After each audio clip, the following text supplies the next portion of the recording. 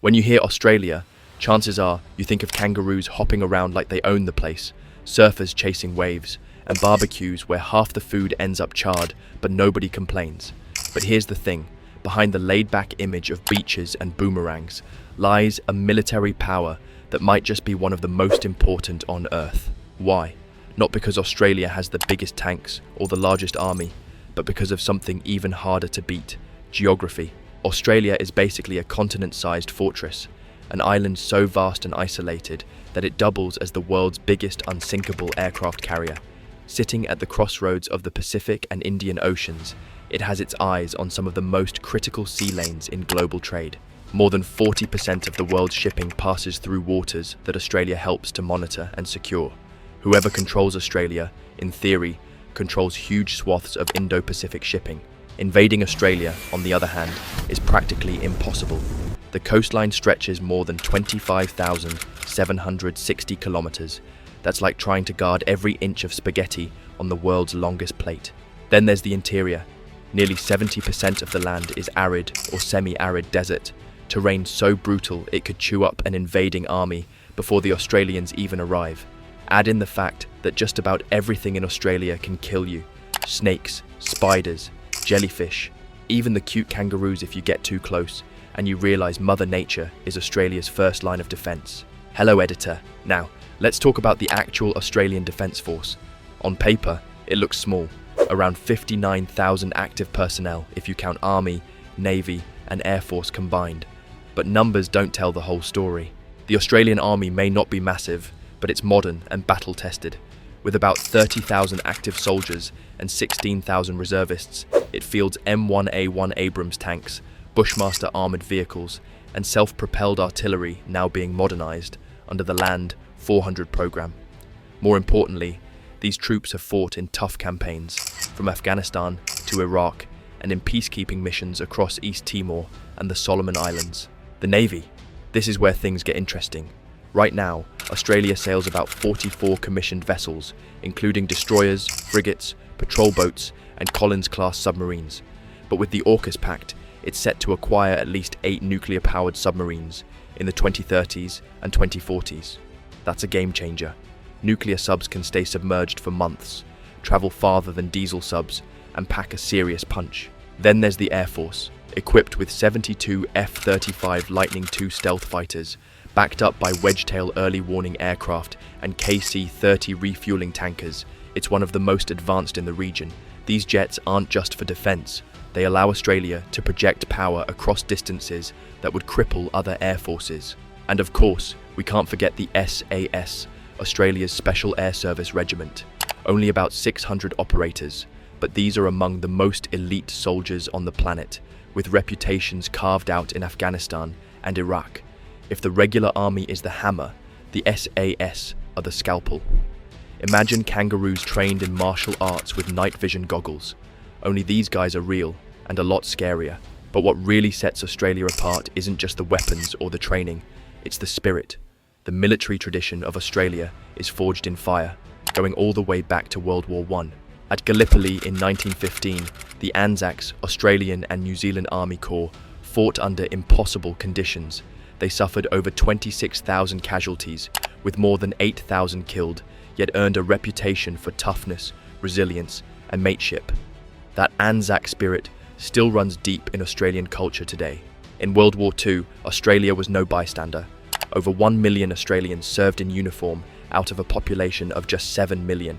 From the deserts of North Africa to the jungles of Papua New Guinea, Australians proved themselves again and again.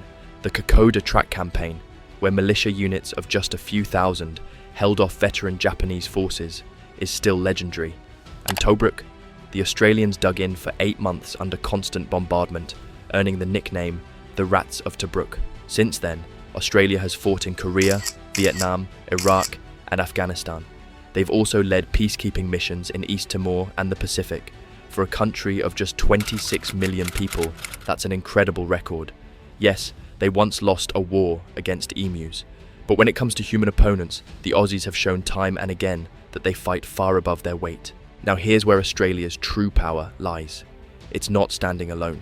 The United States and Australia have been ironclad allies for decades. locked together through the ANZUS Treaty of 1951. Today, about 2,500 US Marines regularly rotate through Darwin, training side by side with Aussie forces.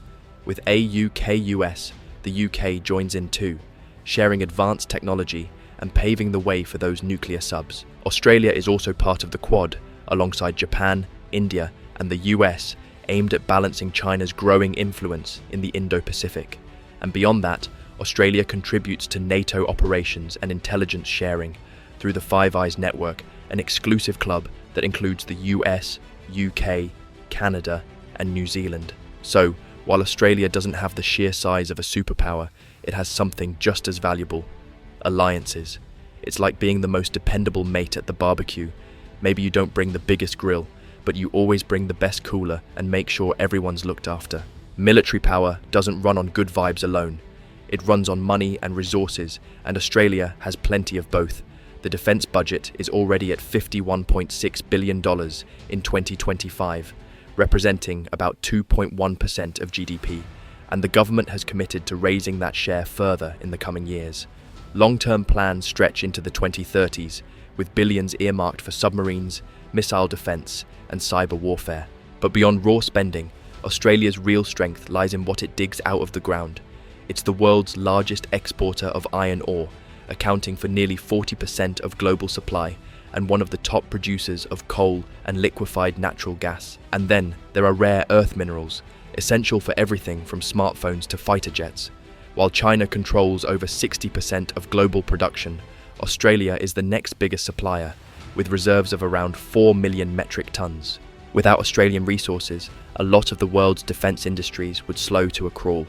It's like trying to run a barbecue with no gas bottle. You've got the sausages ready, but nothing's cooking. Zoom in on the Asia-Pacific, and Australia's importance comes into sharp focus. This is one of the most dynamic and contested regions in the world, and Australia sits right at its heart. To the north lies Indonesia, a country of 280 million people, and one that shares maritime borders with Australia. To the east are the Pacific Islands, where Australia has played a central role in security, aid, and development. And to the west lies the Indian Ocean, where about 80% of global maritime oil trade passes through choke points that Australia helps monitor with allies. In recent years, as China has expanded its influence in the South Pacific, Australia has stepped up its role. It has donated patrol boats to island nations, sent peacekeepers to the Solomon Islands, and invested billions in infrastructure aid. Canberra knows that if it doesn't play guardian in its own backyard, someone else will. In many ways, Australia is the regional lifeguard, keeping an eye on the waves, blowing the whistle when someone starts running near the pool, and making sure everyone gets home safe. Only in this case, the pool is the Indo-Pacific, and the kid running dangerously is, well, you can guess. At the end of the day, Australia isn't a superpower in the traditional sense. It doesn't have the biggest army, the largest navy, or the most nuclear weapons. But what it does have is a unique mix of geography, resources, alliances, history, and national spirit that makes it far more important than its size suggests. This is a country that's fought alongside allies in nearly every major conflict of the last century, a country that controls key resources the world needs, a country that anchors the Indo-Pacific at a time when that region is the centre of global competition. So, while most of the world still thinks of Australia as the land of koalas and Vegemite, the reality is this: ignore Australia at your own risk, because when the next great power struggle comes, the balance might not be decided in Washington, Beijing, or Moscow, but in the land down under. And yes, the spiders will probably still be waiting.